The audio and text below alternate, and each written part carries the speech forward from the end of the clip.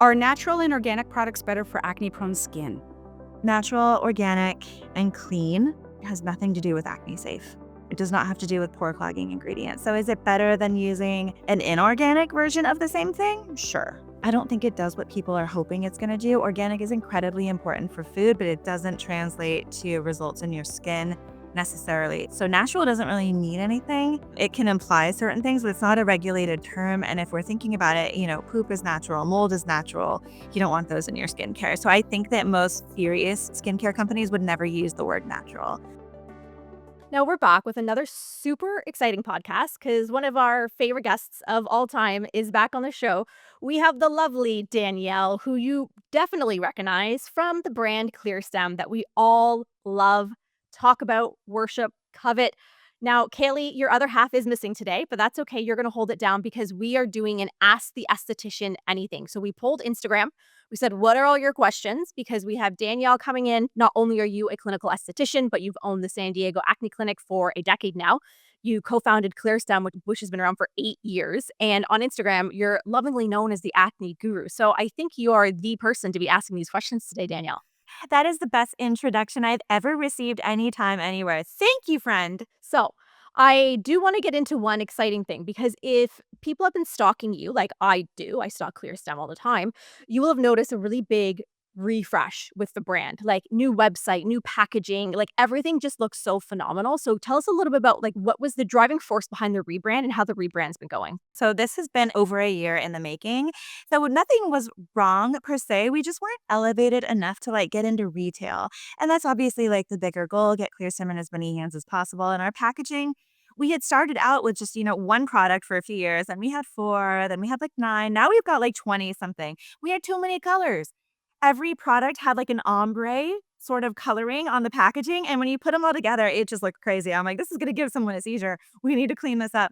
And on retail, you need a methodology to your coloring, So we basically did, okay, blues and greens is your active acne. This is your blemish control. This is going to be your sulfur, your mandelic acid, anything related to active acne, our scar serums in that one.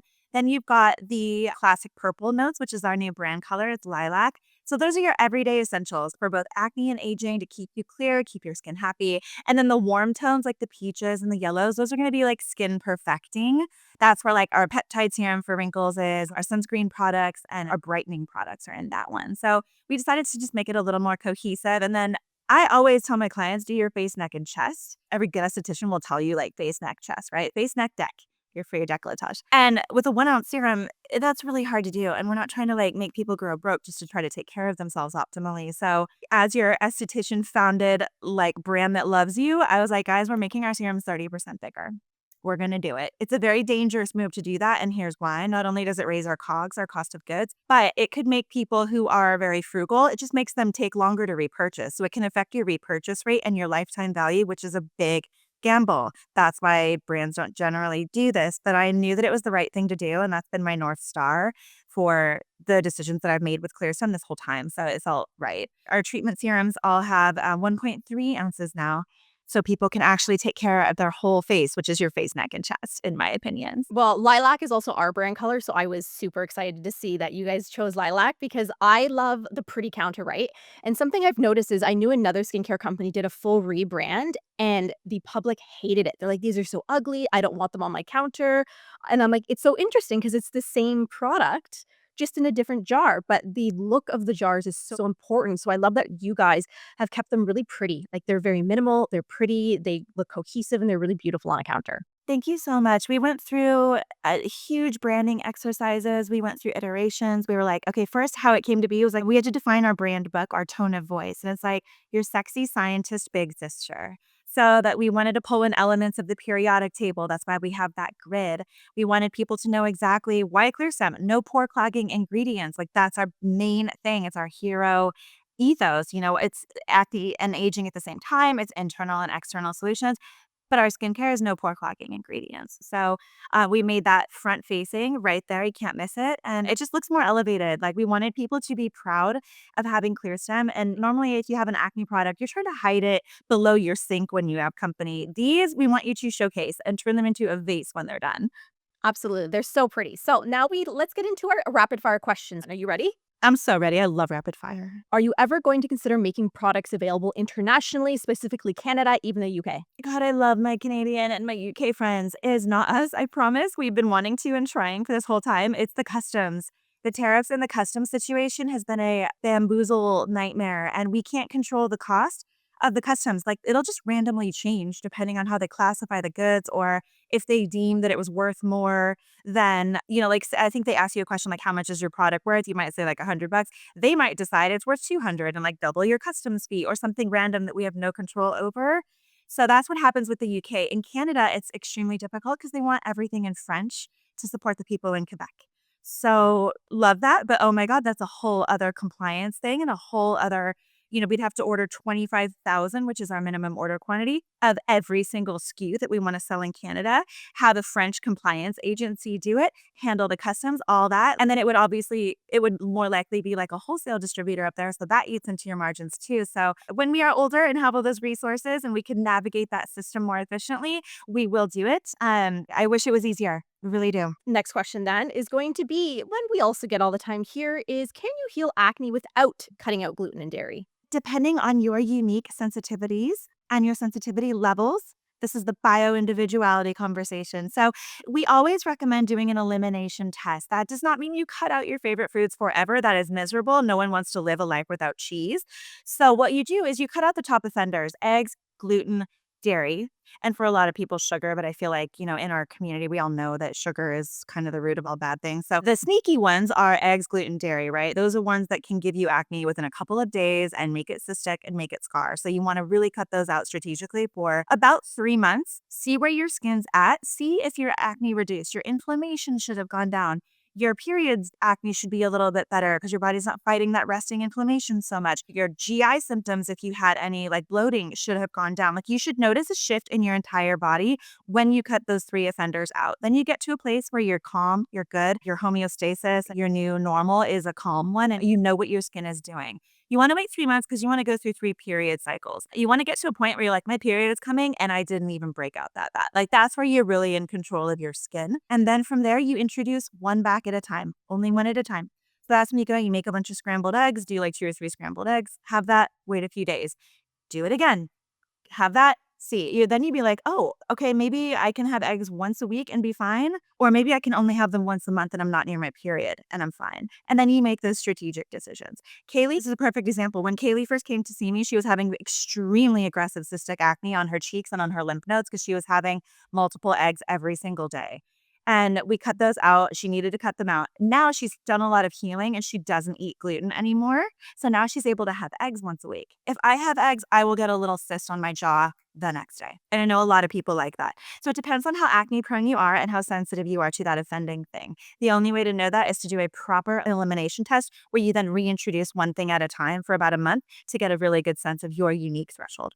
I can confirm that if anybody thinks that they're just going to whip these out for about 3 weeks, that's not long enough. These are hardcore offenders. They have things like lipopolysaccharides. There's things that can just bind and chelate and push. And sometimes we don't know it because it's layered.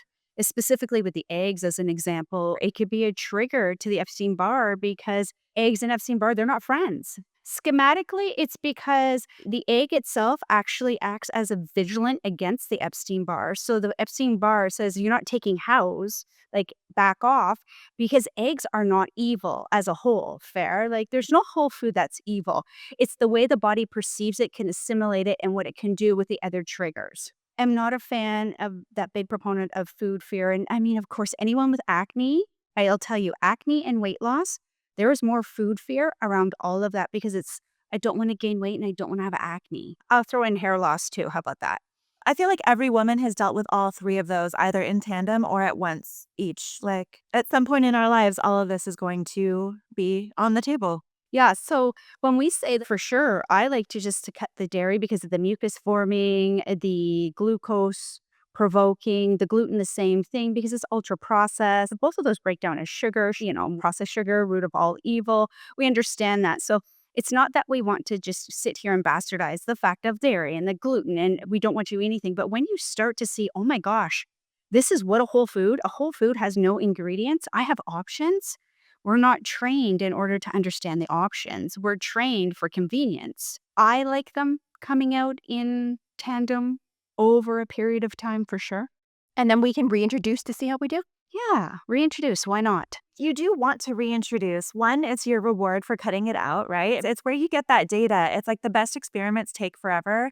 And then it's like Christmas Day when you finally get to look at the result. It is actually very satisfying to do it well. And then you get to know your unique threshold. And that is power right there. That feels so good. And it was so worth it to do that test to get that power at the end. And one little thing too, dairy, gluten, eggs, out of the three, the one linked to acne that usually I see comes back in last, sorry everyone, is the dairy.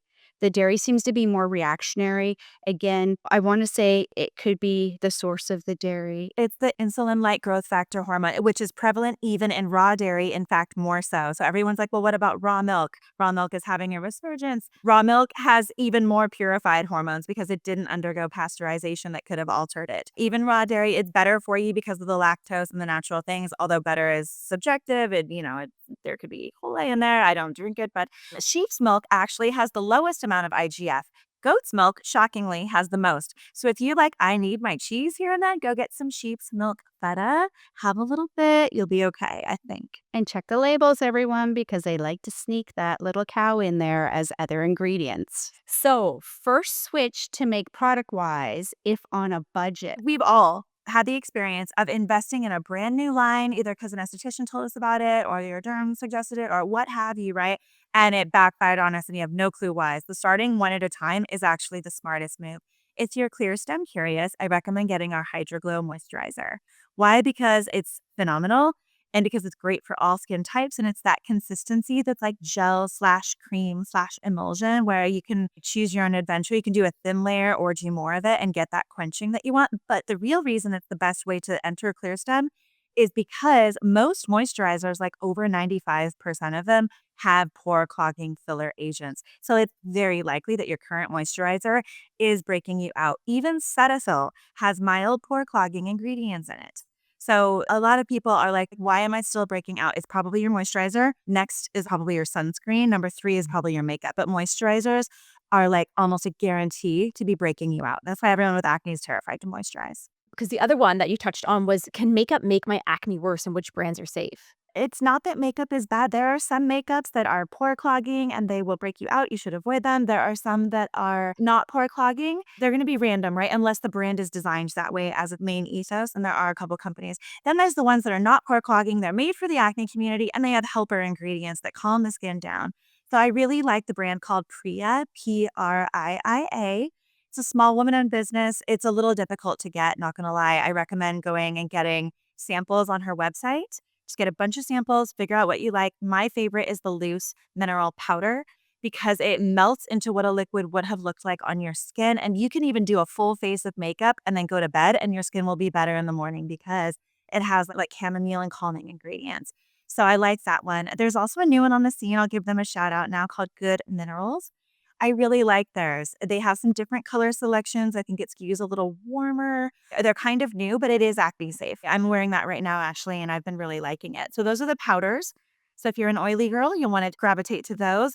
If you are like, I know I'm hopping over to Sephora. What do I get? God, wait. Say Beauty has some. Some of the Merit sticks are fine. The Merit sticks I don't break out from at all. And then Make Beauty has a Dew Skin Tint. Annie Lawless. If you like full coverage, the new Annie Lawless Forget the Filler foundation is awesome and completely non-comedogenic. Like they did all the testing for it. My daily favorite, if you don't want that full coverage, is the Get Gorgeous foundation from Trish McAvoy. It's got skincare ingredients. It's like made for like healthy aging as well. It is actually improving the skin. So her powder and her liquid have been formulated to be non-comedogenic for the Get Gorgeous line. Amazing. We actually have an acne-friendly makeup guide on the website that has literally all of this on there. When I built it out, I used the ClearStem pore clogger ingredient list checker. It was a big project of mine. So, best way to use hypochlorous acid spray in your routine. Great question. So there's a lot of hypochlorous sprays out there. Like she is the girl of 2025. Hypochlorous is an interesting product, right? It has wound healing properties, certain antimicrobial properties. It can be really good for any type of wound, but it's also can be beneficial for active acne. Some formulas out there are 99.9% water, so it can have a little bit of a drying effect. I'm not going to name names, that's not what I do, but you can just look at the ingredients, right? So some have a drying effect and you don't want to overuse them. Ours is a little bit different. Ours is more of a hydrating and calming blend. So it has magnesium, which calms the skin, and then it also hydrates as well because it's magnesium PCA. And then it has peptides for firming and regeneration, and then it has things like milk thistle and other herbs that are cooling. So ours is a little bit more hydrating, soothing, and corrective. You can use ours on bare skin. Like if you've got active acne with like lesions or scars, you want to do a bunch of it on bare skin and leave it alone as long as possible so it can get that wound healing response. Then you can put on your makeup, sunscreen, go about your day, and you can use it as a refresher throughout the day. If you like to go for walks throughout the day or you run hot and you sweat frequently, like say you're taking your dog out for a walk, you're going to get a little sweaty. You don't want to wash your face every time. So you can use the hypochlorous, especially in your T-zone, to really like keep the skin a little bit cleaner so you don't have that sweat retracting back into your pores, creating blackheads. So sweating, you want to get that sweat off or neutralize it somehow. You either splash or do hypochlorous. That's how you would use it during the day. Using it on bare skin, giving it as long of a window as possible is the best way to get the wound healing benefits out of it. All right, next question is, do I need moisturizer if my skin is oily and acne prone? So yes, you always want to moisturize because you can't over moisturize. The worst that can happen is that you will just need to blot some off, right? But you want to err on the side of overdoing moisturizer than underdoing it. And it's very possible, in fact, it's common in the acne space to be both dehydrated and oily at the same time. That happens when your skin has been artificially dried out. Think of using really, really hot water on the shower and letting it beat on your face. That dries out the barrier like crazy, but then it sends a mayday message, a panic message down to your sebaceous glands, your oil glands, that tells them to go into hyperdrive. And then you're super oily with this like thick oil by midday or the afternoon. But your barrier, your skin is actually still dry from whatever it that dried it out, that heat, that water, right? That's really common. And a lot of people in the acne space are over reliant on benzoyl peroxide, or they're using really harsh topicals from their derm, which just annihilate the skin to try to kill the bacteria. So then, okay, maybe the bacteria is gone for now until it gets resistant to it, but now your barrier is wrecked. So people are both dry and they're oily and dehydrated at the same time. So yes, over moisturize. You'll notice when you moisturize regularly, your barrier is better and your acne doesn't get as inflamed. Because when you are drying out your barrier and your acne is still coming for whatever reason, it actually makes it more tendency to go cystic because it's like it's just so inflamed and your oil can't really get out because when your barrier is dry, your skin almost clamps shut to protect moisture loss, transepidermal water loss. So it's almost like stuff is still trying to come out because the acne root cause is still there. But if your skin's overly dry, you're going to get more acne than you would because you simply cannot excrete your oil in your sweat. Barrier health is very important. More of the story, yes, please moisturize and use the Hydra Berry moisturizer because it's phenomenal and my favorite as well. I love it. And if you don't want to use a full-on moisturizer, you can just get a hyaluronic acid. That will do well. So another question here is, what does the braille-like, the braille-like textured acne, what does it mean and what's the best way to treat it topically? The jokester in me says, well, what's it saying? Exactly. What is the braille-like acne saying to you? Where is it? Okay, so I think what that person is referring to is what we call non-inflamed acne. And it's just these pesky, annoying skin-colored bumps that don't really have a head and they don't really go anywhere. They just stay there. And it's super, super frustrating. First things first, if it's all over your face, it's from a product that's going all over your face. Most likely. Makeup, sunscreen, moisturizers. So make sure all of those are free of pore cloggers. How to treat it though, you need both a physical and chemical exfoliant. You can get with a esthetician who specializes in acne in your area. They can do probably like microderm, peel, or enzyme kind of combo treatment. That would be the best. But what you can do at home is use Clear Skin Kit. That's like the cornerstone of like a foundational routine, right? So it would be our vitamin scrub, which is a scrub designed for acne-prone skin that won't dry you out. You would do that for about 30 seconds. Start it like every other night and then follow it with our Clarity serum. Clarity is our mandelic acid and pyruvic acid blend. It dissolves the stuff that's breaking you out. So with those little non-inflamed acne, usually it's just congestion, like clogged pore, that the skin has grown like over essentially, right? So you need to use the scrub, which is like getting that topical skin out and it acts as the gatekeeper to the pore. Then you come in and follow it. Ideally, you'd want to work in our Bright Me Up toner that we just launched because that has salicylic acid and niacinamide and some brightening agents. So you would do the scrub, the Bright Me Up toner, and then follow it with Clarity. Let Clarity sit alone for about 15, 20 minutes at minimum, just because the moment you put something else on, you neutralize it, right? That's how acids work. So you would do that trifecta right there every other night, and you will see change that week, I promise. Yeah, and if it's really concentrating on the forehead, we have to watch for microbial interplay in the gut. So I do agree. Like when I see it all over the face, I'm like, oh, I'm looking for more like that immune like response, like you said. What is making the body hypervigilant? Why is it reacting? What does it look like? But usually that braille, like especially top of the forehead, or every so often they might have little pustules. Those ones, they don't have to be in all of them. Please watch the gut. And so we're probably looking at food intolerance. We could be super stressed. We're not digesting. There could be a whole myriad. And now you know what products to use if that's happening. So that's perfect. I feel like so many people need to know when to look inward, essentially. So, getting rid of pore cloggers and making sure your exfoliation is dialed in is the first step for everyone. From there, if your acne is still relentless and it's not on its way out, if you keep getting new ones like that and you've already eliminated all pore cloggers from your routine, that's when you look inward. So, yeah, people are so lucky to have people like you to work with. What do you think is the main cause of all that? Like from top to bottom, like what is the most common dysbiosis in the body that is creating most acne from people from your experience? Usually bacterial fungal, definitely on the forehead. So I'm looking right off the bat for oral thrush and or candidiasis. I want to see some kind of candida interlay. Do they have the yeast infections? Do they have the UTIs? Have they been there? Are they chronic? And not everything has to be chronic to be there, right? We can go a long time. Our body is just so resilient before things come out. However, that's where I want to go. But then again, everything's a stress like response. It didn't just start overnight. I always say, what are the stressors? I already know that you have signs and symptoms because you have acne. I already know that there's an inflammatory reaction going on in the body because you have acne. What's the stressor? Stressor could be something chemical on the face. It could be a treatment. It could be a product. It could be whatever it is. So those are those little finite things that I like to dig a lot deeper into. Like that becomes almost like fun for me. It's like, oh, hello, let's find your stressor. And you do. Sometimes it's mindset. Unprocessed emotional trauma is a massive trigger for some people.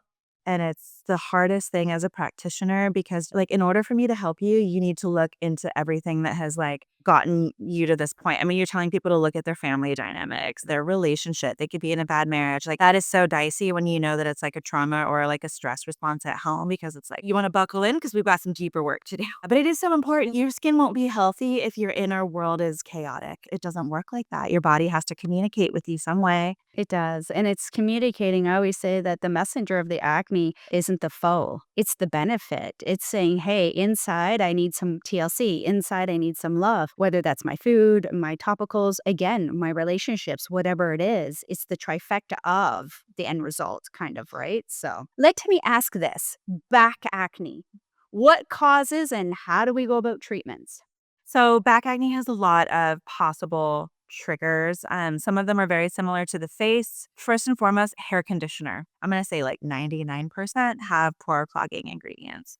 So that gets all over your back when you're in the shower. It kind of dribbles down there and it's on your hair. Say if you have upper back acne, it's just on your upper back and then your lower back is significantly less. Look at your hair conditioner. Shampoo is important, but it's not as big of an offender as conditioner. A lot of conditioners have coconut oil, shea butter, isopropyl myristate, which are like some of the top pore cloggers out there. That's huge. And then styling products like creams, like curls and leave-ins, hair oils, anything that's moisturizing for your hair, it's going to be a little bit of a challenge. So that's where you can use the products from like Scene Hair Care, or you can use our checker to find other ones that are a little more salon quality. But that is huge. And also, if you're getting acne on the right side of your face or whatever your dominant sleep side is, that's hair products. Usually. If it's not products, it can be eggs because eggs specifically bother the lymphatic system so much. And when we're sleeping, I feel like we have a bunch of lymph that just kind of pools right there. So I can see a lot of cysts like kind of on the upper back area near the traps. Whey protein, especially with the fellas, is huge, huge trigger. It's just a hormone overload, right? And it's just inflammatory hormone overload. So that is a big cause of back acne, especially for like the athletes, the personal trainers, anyone in the fitness world. There's a couple other triggers too. It can be a gut thing. It can be. That's where you'd want to rely on testing though. You don't just want to start taking a bunch of random antibiotics. You for sure want to know what it is because you want to know if it's like candida or something like that because it required different protocols. But because back acne can scar really bad, you really want to be focused on like if it's still persistent and you know it's not your hair products, really get with a functional medicine person who can look at what's going on inside. Yeah, we see this all the time is the back acne is huge and they have it all over their back. And then we do functional labs and it's like, oh, well, looky here. Look at all these organ imbalances we have. Look at the gut dysbiosis and the hormone issues. So it can really be at that deeper level. Just as a sidebar, because everyone, it's all like, oh my gosh, I have PCOS. That's the big thing that people come in with me. If your acne is more like in that hairline, yeah, I look for products right off the bat. If it's starting going to the shoulders, I'm starting to look more estrogen. And if it's going down the back and it follows that hourglass, I start to look for testosterone. So I look for the hormone implications. However, we also know when people are like, it's my hormones. Yeah, I give it to you, but I'm not going to go be correcting things like estrogen, progesterone, and stuff like that. I'm going to start to look at the growth like factors. I'm going to start to look at the food components. I'm going to look at the stressors in your life. And we're going to start to tweak those because guess what? Your body has the 11th body system, and that's your reproductive. It's doing all the hormones, but it can only reciprocate to what we put in it, like endocrine disruptors, which zero of your products have. Next question. Can extractions make my acne worse and cause scarring? Yes, depending on the technique used and how well they soften the skin first. So I really, really hate that little tool, like the classic esthetician's tool with the metal loop. Hate that. It wrecked my skin when before I became an esthetician. I was seeing one, and she would use that to do my extractions, and my skin would break. I would have like scars from that, and it's so unsanitary. Unless you're cleaning it between each one, you're just transferring bacteria all over the face. I really hate that tool, to be honest. I don't say hate often, but I'll use it there. So when you're getting a treatment, a professional treatment, you want to make sure that the esthetician is acne focused and has experience with extractions. You don't just want to go to a random relaxing spa because you don't know what you're going to get. And an improper technique can leave you very, very scarred. So what they want to do is soften the skin. I do use steam. I think it's fantastic for kind of softening the skin and getting things moving.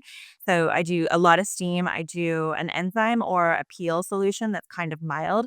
I let that sit for a while. After it has softened the skin, I then come in with a microderm tool. So I do it on top of that, and it excavates the pores so much that I can just wiggle everything out so that it's, minimal pain and it's extremely efficient. Then you seal it back up with something like a salicylic or another layer of light peel or something like that to really get in there and kill any lingering bacteria because there will be some. And then from there, you give your skin a break for a week, let it kind of rebuild after that. You just do a lot of your moisturizing steps. And then that's how you do extractions. If you are not softening the skin enough and you're just going in, that is the same as picking to me.